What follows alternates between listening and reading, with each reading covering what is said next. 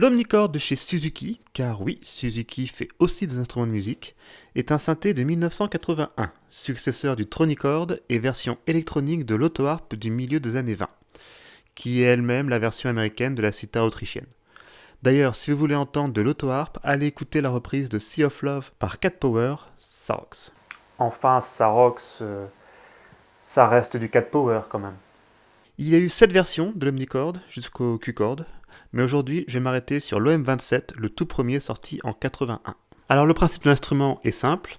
Au milieu vous avez une grille d'accords, à droite vous avez un rail sur lequel vous pouvez jouer l'accord voulu, et toutes les notes que vous entendrez seront forcément celles correspondantes à l'accord choisi. Et donc il est impossible de jouer une fausse note. Edward Murphy Jr. aurait aimé, ouais. Et l'OM27 possède 27 accords, basés sur 9 notes dominantes. Ouais, 9 dominantes. Pas 12. Par exemple, vous ne pourrez pas jouer un accord de Fa dièse. Et vous n'imaginez pas le nombre de chansons qui contiennent des Fa dièses. Du coup, pas le choix, faut changer de tonalité. Pour ce qui est du rail, il est jouable avec le doigt, un médiator ou n'importe quel objet en fait. Au niveau des types d'instruments jouables, vous aurez le choix entre un son de harpe court, un son de harpe long et un son de harpe très long.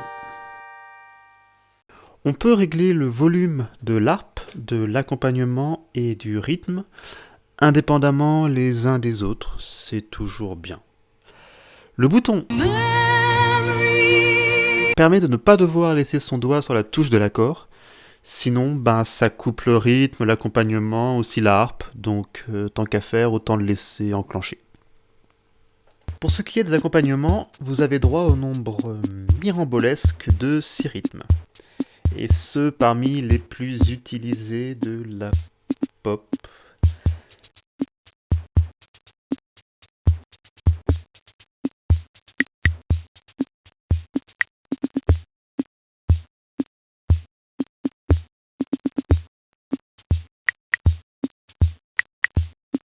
Il faut savoir qu'en 1981, le hip-hop en était encore à ses débuts.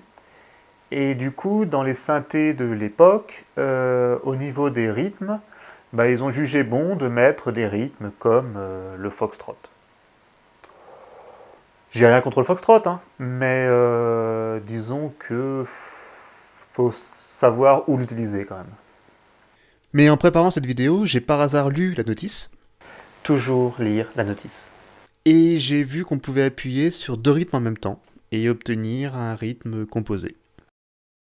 Le tempo se règle à la molette. Du coup, si vous voulez doubler le rythme avec une boîte à rythme par exemple, vous allez déjà un peu galérer sur votre logiciel de MAO. Mais pour ce qui est du live, à part en scalant sur le rythme de l'Omni, en tapant le tempo et être plutôt précis, c'est juste galère quoi. Donc, libre à vous. Alors oui, beaucoup d'instruments de musique, notamment les boîtes à rythme, ont un bouton tap qui permet de se caler automatiquement sur le rythme. Par exemple, si je tape un rythme comme ça, pom, pom, pom, pom, pom, pom, pom, là on voit que j'ai un rythme à 115 battements par minute. Et du coup, c'est très facile de se caler sur une musique. Il y a 2 types d'accompagnement possibles, soit un son de basse accompagnant le rythme, soit ça. J'adore ce son. Ce son de pseudo-accordéon est juste magique. Certes complètement cheap, mais franchement, intégré dans le mix d'un morceau, ça rend carrément bien. En fait, lorsque vous composez un morceau tout seul dans votre chambre, vous avez besoin de plusieurs types d'instruments. Et il peut parfois être nécessaire de rajouter un instrument ou deux pour remplir un peu plus le spectre sonore. L'oreille humaine, des gens normaux, peut entendre des sons allant de 16 à 16 000 Hz. Chaque instrument de musique produit un son ayant une certaine plage de fréquence. Par exemple, une guitare basse produira des sons allant de 36 à 220 Hz et un violoncelle de 65 à 700 Hz environ. Un morceau de musique correctement équilibré sera un morceau où chaque instrument n'ira pas trop manger les fréquences des autres, et où le spectre sonore sera utilisé au maximum. Le son en sera plus clair et on pourra facilement identifier chaque instrument. C'est d'ailleurs à cela que sert le mixage et notamment l'égalisation. On limite ou on augmente le volume de certaines fréquences de chaque instrument. Je vous invite d'ailleurs à aller voir la très bonne vidéo de Pivinova sur le sujet.